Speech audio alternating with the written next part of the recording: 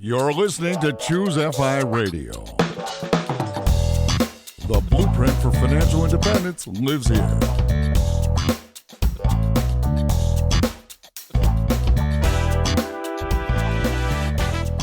If you're looking to unlock the secrets to financial independence and early retirement, you're in the right place. Stay tuned and join a community of like-minded people who are getting off the hamster wheel and taking control of their lives in the pursuit of financial independence. Choose FI, your home for financial independence online.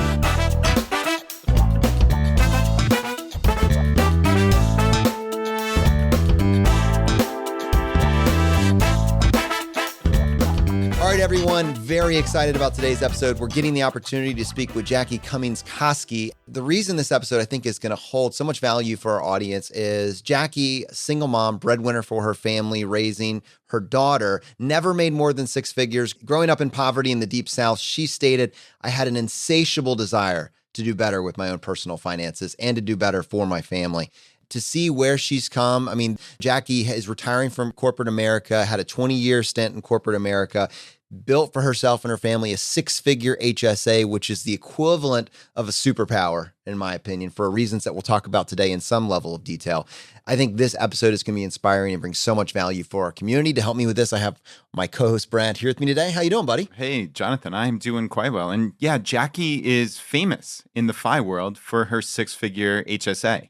And while I think you and I expected that to be the podcast episode, her story is so fascinating that I just can't wait to dive into it. And I suspect we're going to spend the entire episode just talking about her background, where she's been, and more importantly, where she's going as she transitions to FI. So, Jackie, with that, welcome to the podcast. Hey, guys. Thanks so much for having me.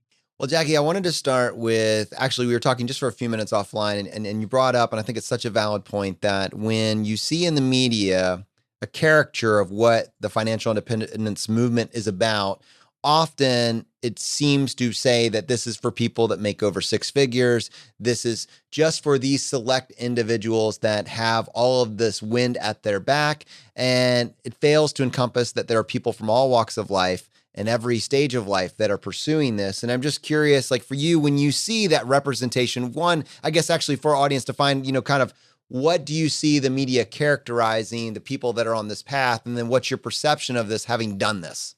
Well, I see a lot of what everyone else sees when the big media comes out with stories highlighting the FIRE community. It's the traditional white male tech engineer, and some of that is true. But from my perspective, there are so many diverse voices now in this community that should be heard to say there's no one way.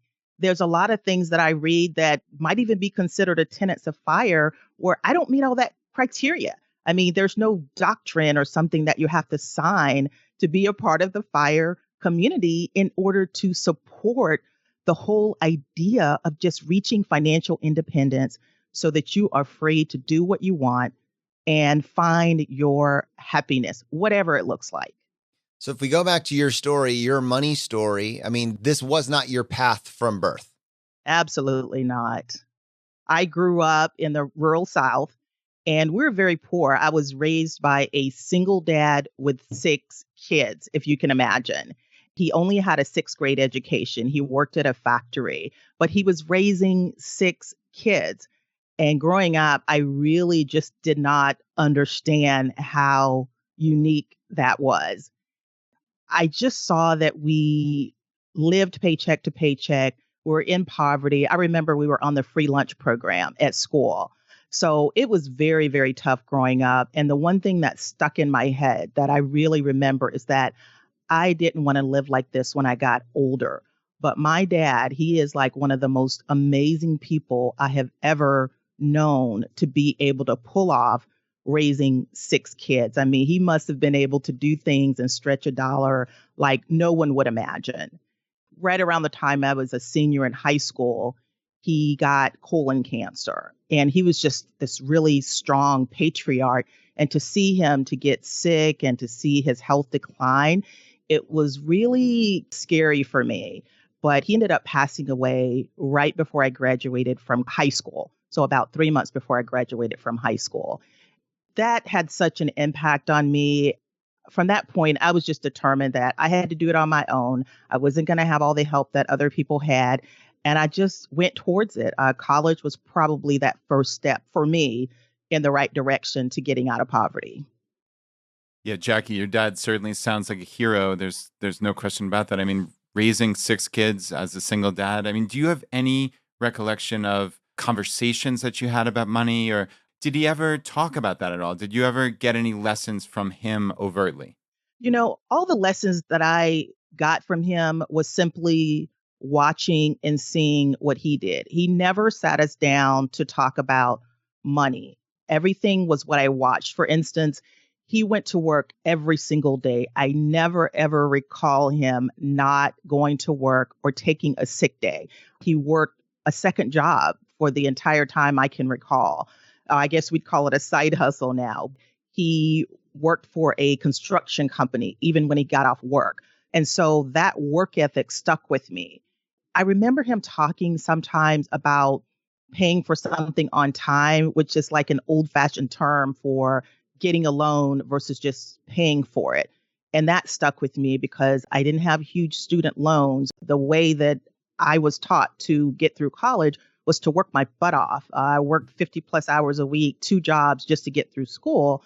And so all these lessons were around me, but he never really sat us down to tell us directly, save this, do that. It was all from what I watched him do. It's incredible how if you take that work ethic, that hard work that you were willing to lean in and put that extra time in, that you saw your father model this behavior and you took that with you. And the fact, what you just said about what you did in college, almost as an extreme example, I'm going to brute force this thing and I'm going to make this work, even if it looks like me going to school, paying for it, cash flowing it as I go, 50 plus hours a week. I don't know very many individuals that have done that, much less could do that. And I'm curious, if you think about that, is that the path? Would you do that again? Just play that out from your perspective now. Yeah, now that I'm an adult and I see my daughter going through school, she's finished now, but watching her go through school, I do wish that I would have been able to spend more time on my academics in college because I did still, even though I was working full time, I was still going to school full time as well. So I was juggling a lot and I didn't really get to participate in a lot of the academic experiences like joining clubs, spending the time that I knew I needed for certain classes. And my GPA certainly would have been a lot higher. I was pretty good academically. So I think if I would have concentrated a lot more on studying and keeping a high GPA, I probably would have been able to qualify for many more scholarships that would help me pay for my education versus just thinking about an hourly rate. So if I could do it over, I would just focus more on how can I get scholarships, assistantships, and funding for my education versus just working a near minimum wage job. So I do have a few regrets about that. But on the plus side, I came out of school with very little student loan debt that now that I look at it, that's probably helped me quite a bit as well because I was able to put more money towards investing and saving versus toward paying off my student loans. So, Jackie, that's an interesting thought.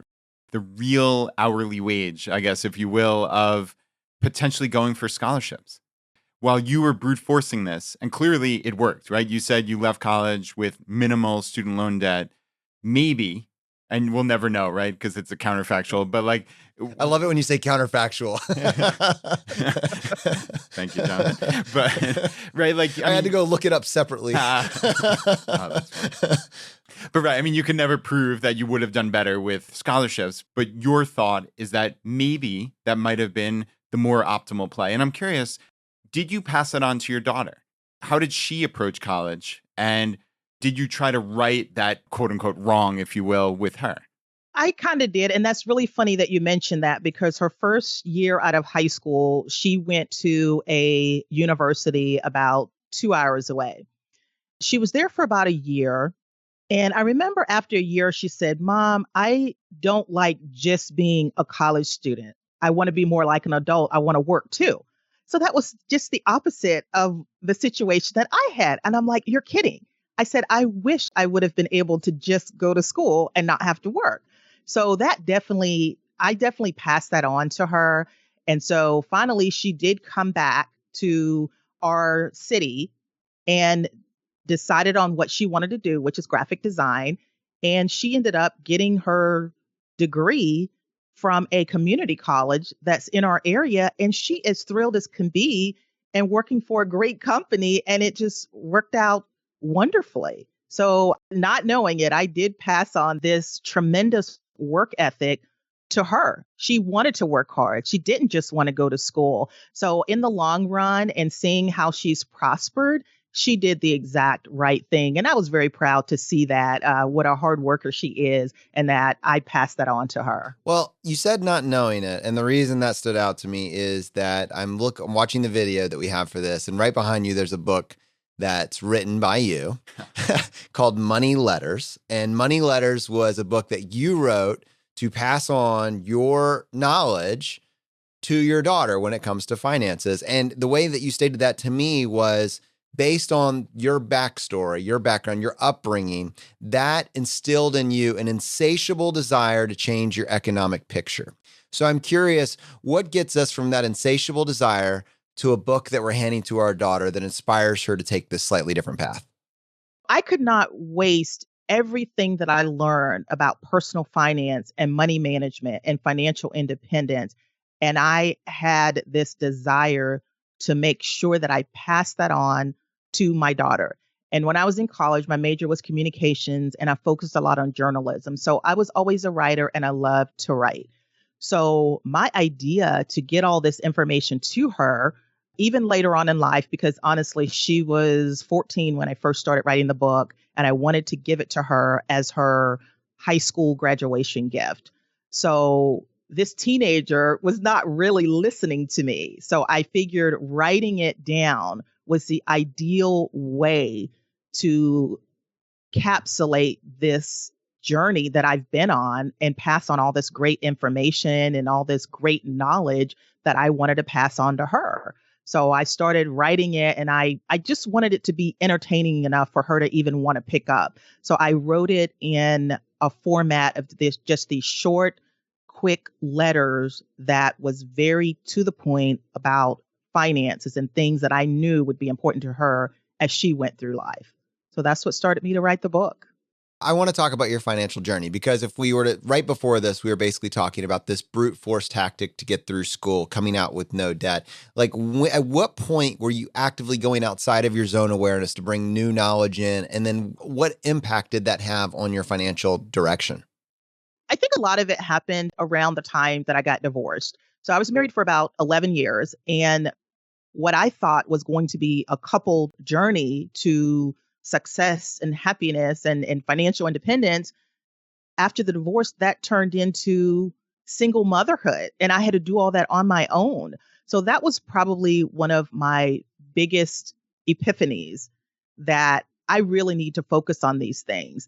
And during the divorce, it was just such an awakening for me. But when you get divorced, your retirement accounts are basically looked at and they're split down the middle. So when my husband and we were making about the same salary and had a very similar 401k match from our companies. So when we looked at the accounts, I had $20,000 in my 401k. I was thrilled about it. I thought I was doing great. My husband had $120,000. So he had over $100,000 more than I did in his retirement account. And I don't know how that happened, but I was just crushed that I did not know there was this disparity. I had no idea what he had, and no idea that there was such a difference in how I was saving and investing and how he was saving and investing. So luckily, during the process of splitting up the assets, I was able to get a portion of that. And when it was all said and done, I think it was around $60,000 that went to me when we split up these assets.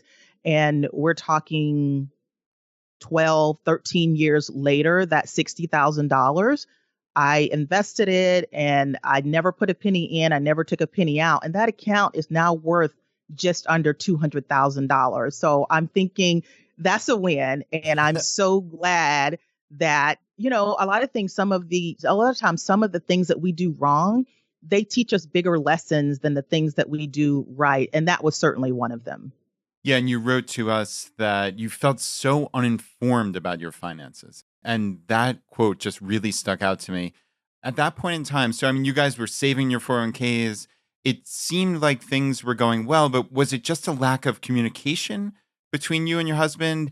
Was it a case of, financial infidelity where he decided, that might be a bit of a stretch, but where he decided to put all the money in his 401k? Or talk me through how that occurs. As you look back on it with the benefit of hindsight, how did he have 120K in this 401k and you only had 20K? Do some financial CSI for us here. Yeah. As I look back, I don't think it was a conscious thing on his part that he was wanting to make sure more of the money went into his account at all. I was just not curious enough to ask and to want to put all this money in a pile together. We should have been talking. We should have been communicating. We should have been looking at everything holistically. Honestly, we did everything else, but it started from the net paycheck that came into the bank accounts, and that's what we managed together. I never really looked back at the retirement accounts. And, shame on me. I certainly know better now.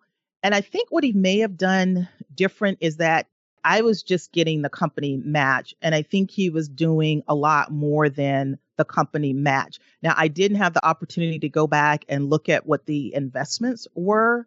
And honestly, at the time of the divorce, it just wasn't the best time to ask. Yeah, lines of communication tend to break down around that point. Yeah. So you had this moment where you woke up and said, okay, I need to take ownership of this. How do I get on a path to financial literacy? And obviously, it was a multi-year path from the time when you divorced. You said your daughter was 9 and you started writing the book when she was 14. So there's a 5-year education path, I assume, that you undertook. I'd love to hear about it. When I first got divorced, I had to ask that huge, important question: what do I do now as a single person? What do I love? What do I enjoy? And I discovered my interest in financial literacy, learning about investing and money management and things like that. That's just what interested me. So I ended up finding this investment club, a stock investment club. It's supported by a nonprofit organization called Better Investing, and they support individual investors and investment clubs. So the club that I attended, I didn't have to be a member. I could just observe what they did. It was pretty amazing. Now, the funny thing was that most of the members were older members, but they decided they wanted to do it themselves. And now that I look back, it seems a lot like the financial independence community because they're do-it-yourselfers. Now, back in the day, you didn't have necessarily index funds, or it was very expensive to invest. It was considered a rich person's thing to do. These people were doing it themselves. They were analyzing stocks, analyzing companies. And the nerd that I am, I just found that fascinating. And I love that it was crowdsourced and you've got the group knowledge. So I ended up joining that club and I learned so much. And it took away the fear of the stock market. It took away the fear of investing. And that was my very first step to opening my mind to the whole world of investing. And this is how you grow your money and you get to wealth. So once I started being a part of this investment club, I think that's what kind of led me to wanting to write this book.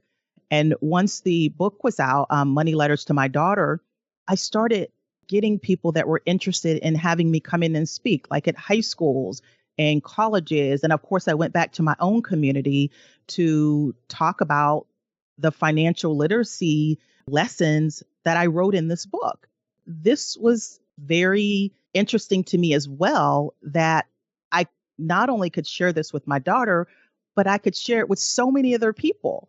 So for many years, for the past 10 years or so, that's what I've been doing is speaking, workshops, classes all around financial literacy and financial education, and specifically focusing on some underserved populations that I know are not getting this message from anywhere else. So that has kind of led me to want to do a lot more in the financial literacy, financial education space, because to me, that is the first step to even thinking financial independence is possible. So, Jackie, I just want to take a step back real quick and just put you in that moment again. You just got this divorce. You realize I need to move forward. And you found this investment club. But I think a lot of us, I know myself, there's that imposter syndrome. I would be so nervous to walk into that investment club that very first time. And I'd love to hear your thoughts on how you took that step, because I think that's what's applicable for a lot of people is there are things that we want to pursue in life, but we're nervous, we're scared. There's that imposter syndrome that sinks in, right? But the beautiful thing by hearing people's stories like yours is you did this. You actually got up off that couch and joined this investment club when that might have been scary for you. I'd love to hear just that moment of how you decided to do that. Okay, that's an interesting question. My take on that is it started with chatting with someone that I knew from work. She was actually based in Boston, and we were talking about investing in stocks. And she mentioned this organization, and she's like, "Well, I know there's a club in Boston, but I'm sure there's one near you as well." So I started Googling. What made it a little bit easier for me was the fact that you didn't have to join to attend meetings and observe, and they encourage that. So I like that. And I like the fact that they were nonprofit, because there's just so many things out there where, they're just trying to make money off of you. And I wanted to make sure it was not that. So after attending, I would say 3 or 4 meetings, the people were very friendly. They would chat with me afterwards. I think I even went to lunch with them after a meeting. So I think it did make a difference, the community around this investment club. And I finally decided I was ready to join. And I never looked back, but I so learned a great deal from all of these brilliant minds. I mean, these guys are bigger nerds than me in terms of analyzing companies, analyzing stocks. And they say you're the average of the 5 people you spend the most time with. Well, I was spending a lot of time with them. We met once a month, but I could just feel my brain growing when I was around them. And they were interested in the same thing that I was. So they embraced me. They taught me so much. And now for the new people that are interested in investing in individual companies and they're looking at this organization, I'm holding out a hand to them to say, come on, let me teach you, and embracing them for the people that's interested. And honestly, the vast majority of people probably should stick with just index funds, but there are some people, including myself, that really love investing in individual companies and enjoy analyzing and doing the work that's needed to learn about these companies. I enjoy being an owner of individual stocks. That's awesome. So let me ask you a question, because you mentioned that you felt this calling to serve underserved populations, and that drew you to high schools and working with students. And I'd like to hear you reflect on the power of the $2 bill. Okay. So that's one of the fun parts. Working with high school and college students, they are probably the toughest group you will ever work with. But I love it because when I see the light bulb come on, it's amazing. So I had to think about, and keeping my own daughter in mind, I had to think about what is going to get their attention. And I figured I'd pay them. So that's where the $2 bills came from. But I tell them the story of why the $2 bills are important to me. When I was in high school, growing up in poverty, I would hold on to $2 bills.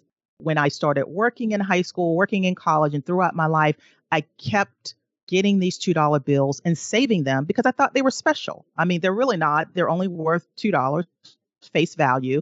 When I started these financial literacy classes, I think I had gotten up to about $3,200 worth of $2 bills. Oh my goodness. Yeah, I wasn't sure what I wanted to do with them.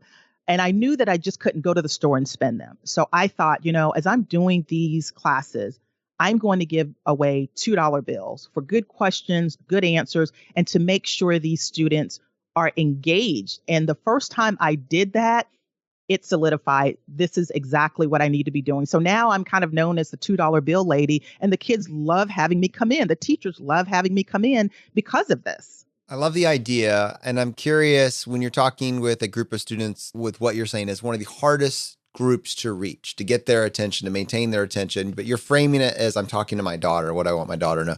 You have 30 minutes. You have 30 minutes to work with these students. What are you imparting in that period of time for the highest level of impact? Yeah. And you know what? I've been put in positions where all I had was 30 minutes. We're talking high school where when the bell rings, it's over. So given a small window of time, there's 2 or 3 things that I do want to hit on. My first thing is always save something. So the $2 bill, I only save $2, maybe once a month, but it created the habit. So even if you're living in poverty, even if you have nothing, you can probably find a way to save a little something, even if it's 50 cents. Just create the habit, because as you make more, you will save more. And then for that age group, this question comes up all the time and I can't ignore it. They ask about credit. So I talk to them about, what is a credit score and what's the formula that goes into a credit score. And those kids, they are such quick learners. By the time I'm done mentioning like something like Credit Karma, they've already gone to Credit Karma on their app and pulled up their credit score. These are like high school kids or college kids, and they have a credit score. So between the saving and the credit, probably the last thing I love to mention is showing them the value of compound growth. So the number that I use, if you save just $50 a week for 40 years, that $50 will grow to $1 million if you have it invested in the stock market. So everyone in this room can be a millionaire. Yeah, that is high impact. I see that. Those are 3 pillars. And if you have 30 minutes, wow, if you can get those 3 lessons across. In fact, Brad, I think that for you, that lightning bolt, that spark for you was the compound interest calculation. Yeah, Jackie, I can certainly relate to this. As when I was a 19-year-old kid, someone sat me down in front of a compound interest calculator. That 5 minutes or 10 minutes changed my entire life because, yeah, it's remarkable to see, wow, I only have to save that little to be a millionaire or a multimillionaire. It's remarkable. And really, how many people after 40 years are millionaires at all? I mean, a tiny, tiny, tiny little fraction. And you're telling me it only takes $50 a week? I mean, if I was sitting in that class, my eyes and my brain would explode probably. I mean, that's so cool. Yeah. And on top of that, I've seen a lot in the Choose Fi Facebook group where people will ask, hey, what's a great gift for my high school or college kid? I put together this little letter that basically shows the compound growth of $50 a month. And I will tell them the same thing. $50 a week will get you to a millionaire over 40 years. I give them a crisp new $50 bill and I say, here's the first $50 to get you started. And they all love that. Most of them won't even spend it, but that's just a special message that will probably resonate with them and stick with them much longer than any other gift you could give them. Would you be willing to give us a copy of that letter to share with our newsletter? Yeah, I absolutely will. Awesome. Okay, now I want to talk because you in 20 years reached financial independence. Within a 20-year period of time, 20-year stint in corporate America, reached financial independence. I want to talk about just in passing the 6-figure HSA. And I want to say this, like how the HSA, health savings account, how did you stumble on this and how has this affected your trajectory with regards to financial independence? Okay, so it was very unlikely that this would be the thing that kind of pushed me over the top to financial independence. The way that I first came across it, working for corporate America, our company first introduced it in 2008. And basically, it's a high deductible plan that, is required to be able to get a health savings account. So it's only qualified plans. And for me and my daughter, we were pretty healthy. The only time we would go to the doctor is maybe twice a year for our wellness visits, maybe a little bit, maybe a couple different medications or something like that. But it was so minimal. And as you guys know, the cost of insurance has been just out of control. So when I had the opportunity to slash my health insurance premiums to almost a quarter of what I had been paying, I was all about it. I dug into the details because I wanted to make sure I understood what I was getting into. And back then, again, this was around 2008, there wasn't a lot of information. So I really had to dig and dig and dig. And the three things that stuck out to me that really convinced me was one, the fact that the money could roll over from year to year. And then two, the fact that I could invest the funds and just let it grow. And at the time, I didn't call it a third retirement account, but in my mind, I was kind of thinking that. So knowing that I hardly ever went to the doctor, that I could max out this account, I was in a position to do so at the time. Now, certainly if there was any kind of big catastrophic issues that we had, maybe I would have used it. But the way that it worked out year after year after year, my daughter and I are still just going for regular wellness visits. We're very lucky to be healthy and to not have a lot of out-of-pocket costs to where we can simply cash flow and pay for all of our medical expenses out of pocket and use the money to invest and to have it grow. And so when people ask me, how did you get that much in your account? It's really just math. Like we always say, it's really just math. Anyone else that would have been able to max out the family contributions to their health savings account and invest it for 11 years, they would pretty much have $120,000 too. Since then, I have realized that there are so many more phenomenal benefits to having this account. And of course, after reading that like amazing post by Mad Scientist about the health savings account, that is really what supercharged me and helped me realize how valuable this was on my journey to FI and helping me reach financial independence and retiring early and having that pot of money designated just for my healthcare. So I did not have access to an HSA for several years. And so I have like a baby HSA right now. It has less than $20,000 in it. And so I'm just curious, when you have an individual, when you have over six figures, $120,000, at some point you're going to have $200,000 in this HSA. Like, how does that change everything? I mean, do you have like a mental partition that you use? Like, oh, here's what I'll use this for. This is what it's going to do. Like, what does it look like for you? Well, here's the big thing. So I definitely consider me and my daughter being very lucky to have had good health for this long period of time. But the one thing I know for sure is that my healthcare expenses are going to be a lot more in the future than they have been in the past. And so I'm continuing to let it grow until I feel like I need it. What you can use the health savings account funds for, it's a very exhaustive list. It's publication number 502 from the IRS. But there's so many things you can use it for, not just medical. You can use it for dental out-of-pocket expenses. You can use it for vision out-of-pocket expenses. So between all of those things, I feel like it's just going to give me a break from having to pull from my other accounts, because anything that's medical, I got that covered. And it just gives me peace of mind. There's the uncertainty with health insurance and the cost of healthcare. Even if you have insurance, the out-of-pocket expenses can be crazy out of control too. So it definitely put me in a better mental space dealing with healthcare, because everyone knows that the healthcare system in America is quite challenging, and it seems like it's gotten even worse. So having that piece kind of taken care of with sort of a backstop with my health savings account, it really helps me feel better about making this leap from depending on corporate America for insurance and now doing it on my own. Yeah, I think quite challenging might be the nicest way I've heard anybody put that. Are you doing quite well, Brad? Yes, I'm doing quite well. The U.S. healthcare system is quite challenging. I agree. And so in your mind's eye, you do consider the HSA a medical vehicle? Because I think mentally how people can approach it might be somewhat different. Like, you could just look at it as, okay, I'm never touching this until 65, when I believe you can start pulling it out penalty free. And I'd love to hear your clarification on that. Yeah. But you do consider it, okay, this is earmarked for medical expenses. I think of it as being a very flexible account. So yes, I can use it for my healthcare expenses if I need to now. And yes, I can use it in retirement if I don't need it. And that's the beauty of it. It's very flexible. Now, the part that you're talking about, once you turn 65, you can take the money out of your health savings account and there's no penalty.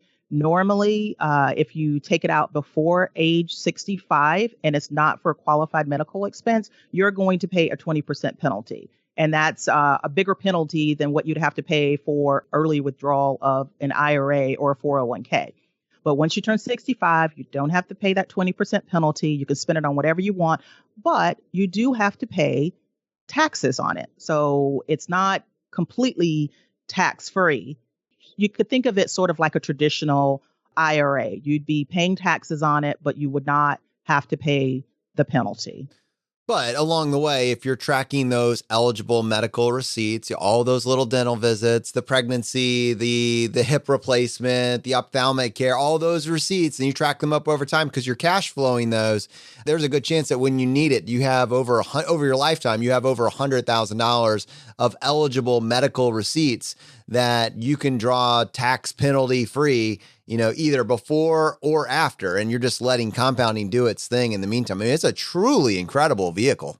Yeah. And the way I think of it, as far as my contributions, so I could contribute $6,000 in a year, and then I decide to just spend it down every single year on medical expenses. But I think of it 10 years in the future. So instead of being worth $6,000, it's now worth over $12,000. So when I think of how it multiplies just by waiting a little bit, that kind of motivates me to continue investing it, because now I have a whole lot more than I would have had if I would have spent it down immediately. And you mentioned holding on to receipts. So some people kind of get hung up on that. If you don't want to use that strategy, then don't. But there are some easy ways to do that. I am so low tech, it's ridiculous. So basically with my receipts, I will just take a picture of it on my iPhone, and I'll just email it to myself, put the amount, the date, and the subject line, and I have a folder for it. And that's it. It's all in the cloud. I don't spend a lot of time on it. And for me and my daughter, since we are such low consumers of healthcare, I really don't have a lot of receipts at this point. So when I read that Mad Scientist article about saving receipts and then cashing them out at any time, I started doing that, but I didn't really even do it before. But for people that do have significant expenses, you're right, that can add up very quickly. And if you hold on to those receipts, just save them digitally, you can go back and get them at any time. And it's such an ideal strategy to use when you're retiring early, because those first couple years that you're retiring, you may want to keep your income as low as possible. And to be able to pull out money and not have it considered taxable income could be a huge plus to have at that moment. So this is actually very interesting, and this probably goes more to the personality than what's the absolute right way to do it. Like Brad's method is probably unreplicable. I feel like mine has been like carefully thought out. It's a moderate balance, but it's probably closer to what he's doing just because he's anchored me to this more extreme accountant method. But I have a Google Drive. I have a Google Sheet. Inside that Google Sheet, I have the line item for my wife, and then what the expense was, and then a link to the digital receipt. So it's like I've taken a picture of that receipt. It's been uploaded to a Google Drive, and then that new Google Drive picture is now hyperlinked on this Google Sheet. That's what I do, and that's because it's a lot easier to it's easy enough to say, hey, they're there. But then when you want to reliably draw out that income and then say, hey, here's the proof of why I was able to bring this out, I want to then be able to have a way of going back with minimal work I feel like Brad would actually approve of my method on this. I'm curious. Sounds impressive. If I could focus a little bit more on what is your confidence level and how you're actually doing this. You take the picture, you email it to yourself with what it was and what the dollar amount is. Is that accurate? Yeah, that's pretty much what I do. And my system probably sucks, but I keep them all in an HSA folder, a digital folder in my email. And if I ever need to go back, I can see the amount very quickly, and I can see the date of it very quickly. So I may want to go hit the bigger receipts first or something like that. So it's very simplistic. And you're right, it's kind of personality. I've heard people do all kinds of different ways, but I guess the bottom line is it could be a very simplistic process, and I wouldn't get hung up on holding on to receipts because there's so much of a payoff if you decide to do that. I mean, imagining being able to pull out $5,000 because you have those expenses saved it's kind of a nice tool to have. Yeah, that's incredible. And just one last question, if you don't mind, since you're the expert and I've been dying to ask someone this. So let's say you get the bill from the doctor and I call up and I pay with my credit card and they give me a confirmation number. They always ask, do you want me to mail you the receipt? The question to you is that bill from the doctor sufficient to show that I paid? Like, if I just write out the confirmation number, is the bill sufficient in and of itself? Like, do I need to show a credit card statement? What do I have to show? Or is it just simply always get that receipt showing payment from the doctor? Well, the IRS isn't super clear on the tracking of the HSA expense. So they just basically say something like, you need to have a receipt for the service that was performed with a date and that shows that you paid. So I would definitely get a receipt that shows that it has been paid. So when you're on the phone and they give you a confirmation number, I would want a copy of the receipt. These days, most providers will do things digitally. When I want to pay a bill, I go online and I pay the bill online and I immediately have a receipt electronically. So it saves me a step. But if you happen to do it over the phone, I would go ahead and get a receipt because you could use your credit card, but the credit card really doesn't have a lot of detail. And even the receipt is not going to have a lot of detail because remember, you've got HIPAA law. So you don't want to have too much detail on there to begin with. So you want to show that you were the patient, that it has the date on there, and that it was paid. And that's sufficient. Yeah. And there's not much more specific guidance from the IRS on what other types of proof they would want. And I have two other thoughts just to add to that. So one is that many times when you have an employer, you have an employer HSA set up. You got to keep in mind, even though that HSA may have a place for you to submit receipts, you may not be with this one HSA for the rest of your life. So if you're thinking, oh, I've uploaded my receipts to my HSA company, they're not going to give you those back. You're never going to get them back when you leave. And so you need to be cognizant of that, which is why you should have your own system for actually managing this. And then the other thing that's actually useful, Brad, and this goes to your family, and this is what I found is, payment aside, when you log on to your insurance, so I have United Healthcare, you can log into my UHC, you'll have your own variant, and you can actually see every claim that's been billed against your insurance. This is a good way to partition out. Perfect example, my wife is pregnant. We had a billing process for paying them this payment plan, but I couldn't match that up to what bills and services were actually being charged for. So like there's a difference between how you pay and what you're actually being billed for. When it comes to what you're going to get reimbursed on for your records, it's really helpful to have itemized receipts.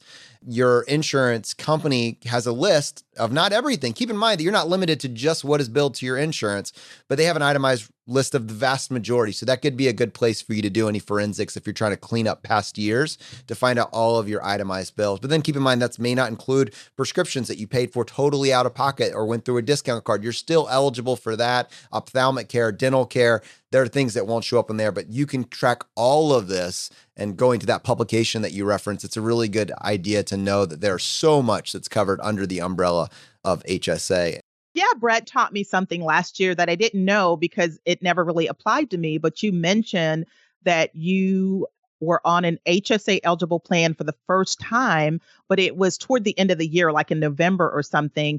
And you were able to take advantage of something called the last month rule. So, of course, I had to dig into that because I had never really heard of it because I didn't need to use it. But basically, that rule could be helpful for other people. If you're changing jobs or whatever circumstances change, where in the middle of the year, you become eligible for an HSA. Typically, you would have to prorate your contributions month by month. But as long as you are on an HSA eligible plan by December 1st of any given year, you can make the maximum contribution for that year. And the only caveat to that is that you do have to remain on a qualified plan for the next 12 months. So it would be December 31st of the following month. But as long as you meet that requirement, that's awesome that if you started this plan in November, that you can max it out for the entire year and play a little catch up. Nice. Yeah, wow. That's super cool. I'm glad I taught you something on HSAs. I didn't see that one coming. So yeah, that was neat. I was able, Jonathan and my family were each able to max out our HSAs for 2018 just by knowing that one little rule. And it's amazing how that's how life works, right? It's these little pieces of information. And now we've passed that along to all the listeners of Choose the Five, right? So now, how did you find out about that? I was doing some research on it and I was dealing with our insurance agent and just kind of talking about this. And I found this rule and I passed it along to her and said, is there any way you could look into this for me? Because I figured it would just be prorated. I figured it would just be 1/12, I think, of the $6,900 limit, which is what it was for 2018. if memory serves. So I was like, all right, is it really worth it to put in $500? It seemed a bit of a hassle. But once I found that rule and corroborated that it was factual, it was a no-brainer to max that thing out. And to clarify, the incentive there, that actually was an extra incentive to start the policy in December as opposed to November. Is that accurate? Yeah, in our particular case, this very limited case. Yeah, Jonathan, you're absolutely right. The details sometimes matter. Details. Yeah. All right, cool. Well, I tell you what, Jackie, we would love to have you back on an upcoming Friday roundup dedicated to building that six-figure HSA and specifically taking listener questions, kind of make it an FAQ episode for HSAs. We can create a submission. So if people have questions they want us to tackle on the show, they can do those ahead of time. Would you like to join us for an episode in the future to target that? Oh, guys, I would love to. I'm there. Jackie, this information with regards to HSA, I know how powerful this is. And it's one of those, I mean, truly, this is one of those wealth snowball plays that if you can get this, if you can front load this, if you can lean into it early on, you benefit literally for the rest of your life. And it's really incredible. Now, I think one other place that Brad and I want to kind of land with this episode is actually talk about the fire letter. You've reached financial independence and it came to the point where you had to tell your employer that you're parting ways. You're going on to the next chapter. And I love the way you did it. Tell us a little bit more, about the fire letter. The spark for that was, honestly, I would not have made it to financial independence were it not for the company that I was working for, because it allowed me to max out my 401k with a generous company match, dirt cheap insurance, and I had a great manager. So I wanted my departure to be a positive thing. I wanted them to know that I was very happy with the company. It had nothing to do with them. So it was important for me to write a letter that really represented how I felt in leaving the company and what my endeavors were going forward. I wanted to do it with dignity. So I'm hoping that it was a very nice letter. My boss, when he received it, he really appreciated it. I gave them a huge amount of notice. I gave him a soft notice in the summer.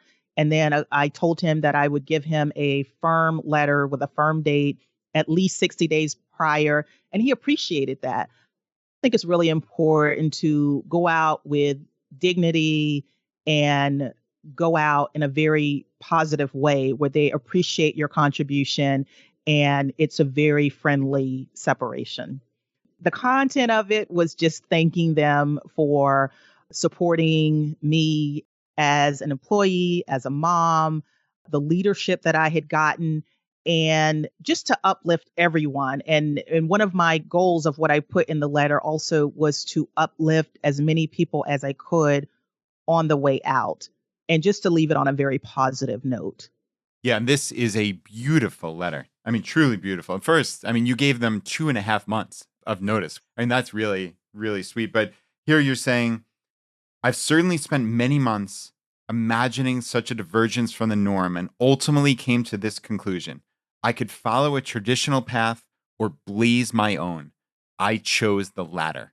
That is chill-inducing. And you go on to say, my next step. Well, change is always scary, and this is no exception. I have aspirations of being at the forefront of educating and inspiring people to better understand their finances and raising America's financial IQ. I know, big dreams, but it's the culmination of many years of following my passion for financial literacy. That is absolutely beautiful. And I'd love to know, what was your manager's response when they got this letter? Well, the way that I delivered it to them, because we're in this financial independence community where the financial impact on your life is profound. That is the key to get you on your path of happiness. It's a big deal because finances keep a lot of people up at night. And now that we have found a way to remove that obstacle, it's profound. So the way that I did the letter, first of all, I printed it out on high quality resume paper because this was special. I wanted to make it special. And I put it in this flat envelope. And I'm literally carrying it to his office, holding it with both hands like I was the ring bearer in a wedding or something. And I leave it to him and I say, this is the letter. And he goes, what letter? And he goes, oh, that's the letter. So I left it with him because I did want him to read it in private. And I didn't want to email it to him. I thought about that, but I wanted it printed out and I wanted to give it to him in person. And about 30 minutes later, he came to my desk and he says, "That was the nicest letter I ever read." So that was what I would dream Oh, of him saying, that he would appreciate that. And he's been so supportive the entire time I've had him as a boss. And even from the VP and the CEO up, I've been very, very lucky. So there would be no reason for me not to make this separation as positive and as uplifting as possible for everyone involved. I have sort of a word template where somebody, because when I was writing that letter, I was trying to look for a template. And of course, there was nothing because there's no A fire letters.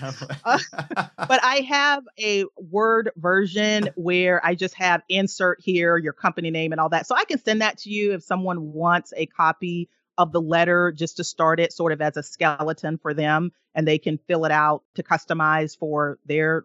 Hopefully we'll have a lot more people saying that I turned in my fire letter today. oh, But that's gonna be a thing. That is so Yes, cool. could we put that in the vault? Oh, absolutely. I think you have the PDF version where that's the actual letter. I've Yep. just redacted it, but I do have a Word version where someone can take that. It's in Word and they can start typing in, whatever changes they want. Jackie, you are on fire. Oh, all right. Well, in those shows, that would be the end of the episode. But Jackie, on this show, we would love to give you a chance to tackle the hot seat. Are you ready for this? I am, guys. In a world drowning in debt and rampant consumption, trapped by the chains of lifestyle inflation, these questions highlight the secrets of those who have broken free. Welcome to the Choose FI Hot Seat.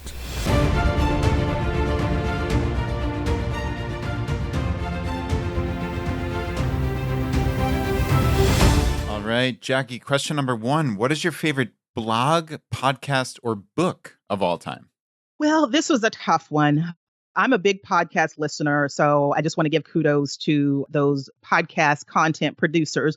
But I'm going to say my favorite is a book called The Memo, The 5 Rules for Your Economic Liberation. It's written by John Hope Bryant, who is a giant in the financial literacy space with a focus on serving underserved communities, underserved populations, and really bringing them this message of financial literacy. I just love all the stuff that he's doing. He's amazing. And the book, I just couldn't put it down. Wow. That sounds like a book club book. We got to check in that. Thank you. All right. Question number 2, an inflection point in your life that was especially memorable or meaningful. The thing that I go back to a lot, and I've taken this journey again with my daughter as well. After college, I was lucky enough to get a job, but it was 900 miles away. My very first job was at Walmart in Bentonville, Arkansas, at the home office. So I had to drive 900 miles by myself. I didn't really have that type of support where anyone was going to go with me, but I had to take this job. And I just remember my brother helped me. Walmart will give you this yellow Ryder truck that you can use to move your stuff. And that's just what they've been doing for years. My brother helped me hook my car on the back and he guided me out of the driveway. But I remember that day it was raining because I started tearing up because I'd never driven a truck this big and I was moving away from everything that I knew.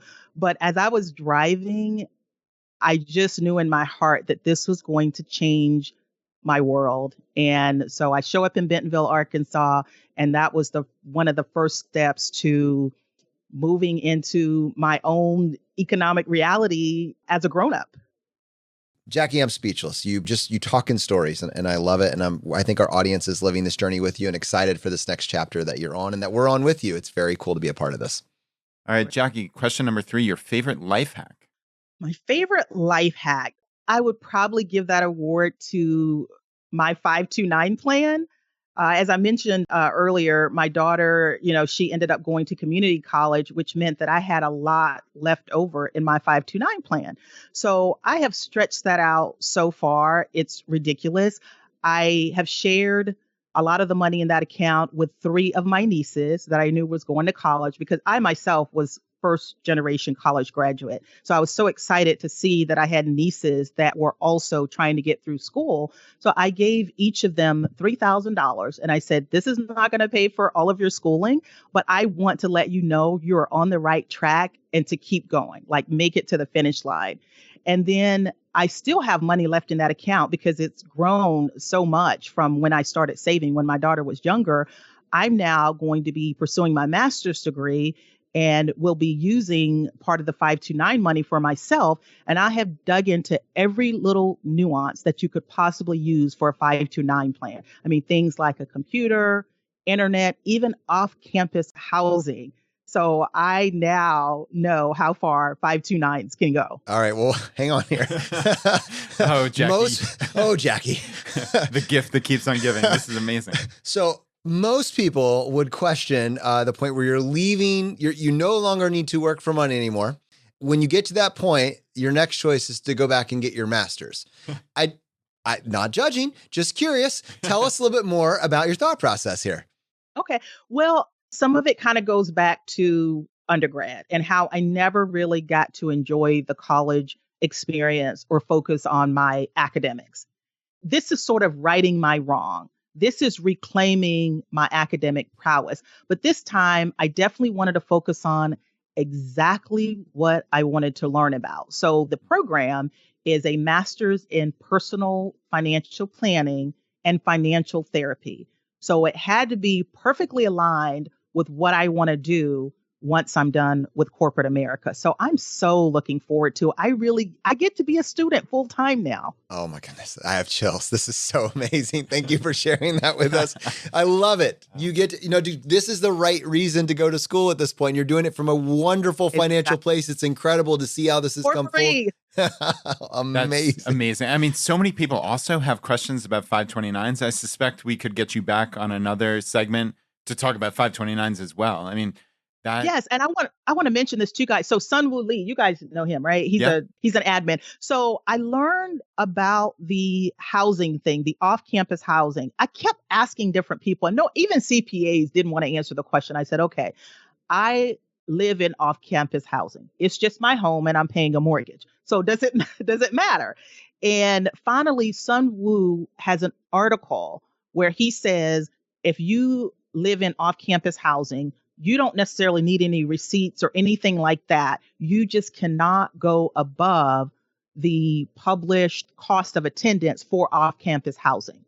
So for me, I can use my 529 to pay my mortgage and all the other things that I mentioned. But his article was the only one that really addressed it head on. But I did all kinds of digging in the IRS code, and they just don't dive into it. So in my opinion, when the IRS doesn't dive into something, I have autonomy because unless you clearly state it or clearly spell it out, maybe it's not that important to you. So fine. Well, we got more questions for you, and I'm so excited what we might get into. Question number 4, the biggest financial mistake that you've made. Gosh, guys, I made a lot of those. But I'm going to mention one that my daughter was so thrilled that I was willing to share this mistake, and it's actually in the book as well. When I was a struggling college kid, I decided to buy a new car. And I remember the exact amount of those payments. It was $326 a month. And back then in college, I was making minimum wage. And I think my annual income was barely $10,000. So it was crazy of me to even do this. So when I quickly realized that this $326 car payment was so out of my reach and I should not have done it. So I march off to the bank to see if I can refinance it to at least try to get my payments lower or something. So I go in there, I sit next to the person that was looking at my loan, and they looked at me and just said, we cannot refinance your loan because you owe more on it than it's worth. And I felt so awful that day. I felt so low. I just went and slithered back into my $326 a month payment car and just cried. It was just so awful. Well, I will never buy a new car again because since then I've learned a turnabout how quickly cars depreciate and you should keep your cars longer. So many lessons in that. And my daughter just got a kick out of it that I made this huge mistake when I was her age. Nice. Lessons learned. And I guess this really is a twofold question, right? Question number 5, the advice you would give your younger self, and maybe really this is the advice you would give your daughter. Yeah, that's true. Because the things that I wish I would have done different, I do kind of get a second chance on my daughter. I think the biggest one that I just cannot shake is undergraduate school and how I probably could have done it a lot different. I was really good academically. I probably could have focused more on my studies and academics and gotten a lot more scholarships to pay for my college versus just getting an hourly rate. So now I'm going back and kind of doing that by getting my master's degree. So I have something to prove to myself. All right, Jackie, we have a bonus question. What is the purchase you've made in, let's say, the last year or so that has added the most value to your life? Okay, so this is fun. For me, that would be the Ring doorbell. I love the idea that technology has gotten so great to where you can put this camera as many places outside of your house as you want, and you can see everything that's going on. When someone's at your front door, leaving a package, or even some shady character, you are catching them on camera. The big plus is I love the community around it because you get these alerts where if someone had a shady character at their house or if they saw someone steal a package, they can send that video to the entire Ring community that's in your area. So I think it also changes behavior of criminals because they're definitely going to think twice before they come to your house because they don't know who's got surveillance and, who has surveillance and who doesn't. So I'm loving that behavior shift that the Ring doorbell has caused. And I'm glad that I'm a part of that community now. The Ring doorbell. It's good for all of us if it grows in popularity. That is very cool. Oh my goodness. All right. People listening to this, I'm sure they are as inspired by your story as Brad and I are. They want to find out more. They want to connect with you. What is the best way for someone to do that? Okay, they can head to my website, which is moneyletters2.com. But also, I'm very excited about an upcoming conference that I'll be speaking at. It's called Economy, and it's kind of a play on words. The last 2 letters is ME. It's the Economy Conference, and it's on March 7th, 2020. And it's got this very cool lineup of provocative speakers all talking about financial independence, getting to your happiness through personal finance. And a lot of the other speakers that are on there are people that's been on your podcast, like Nurse Numbers, Julian from Rich and Regular, and there's several others. But the site for that is economyconference.com, and it's right in my backyard in Cincinnati. And so I would love to meet more of my FI community members at that conference. So you can find me there. Nice. Brad, we got to do our best to get the word out. Economy in March, Cincinnati, Ohio. It's a one-day event. Jackie's going to be speaking there as well as also, in addition to the people you mentioned, Doc G, I know he's going to be there as well, and several other familiar faces. So I hope that people that are interested in the area in just a local 6-hour radius or beyond will definitely go check it out. And we'll have the links down in the show notes. Jackie, wow. Thank you so much for joining us today. This has been a privilege. Thanks, guys. It was awesome. All right, my friends, if you got value from today's episode, and if you've been getting value from the episodes up to this point, just take 1 second and press the subscribe button on the platform you're listening to this on. Just lets the provider know you're getting value from the show and you want to be here when we produce additional content. If you want to support us and what we're doing here at Choose FI, here are 4 easy ways. 1, leave us an iTunes review. To do that, just go to choosefi.com/iTunes. 2, use our page to sign up for travel credit cards. If you want to travel the world with miles and points instead of your hard-earned dollars, then just go to choosefi.com/cards and get started today. 3, if you're working on the milestones of FI, set up a personal capital account to track your progress and use our affiliate link. It's completely free, and just go to choosefi.com/PC. P as in Paul, C as in cat. And 4, and most importantly, find your friends, coworkers, and family members who might be open to this message and tell them about the podcast. Have them start with episode 100. It is a fantastic starting place. All right, my friends, the fire is spreading. We'll see you next time as we continue to go down the road less traveled. You've been listening to Choose FI Radio Podcast, where we help middle-class America build wealth, one life hack at a time.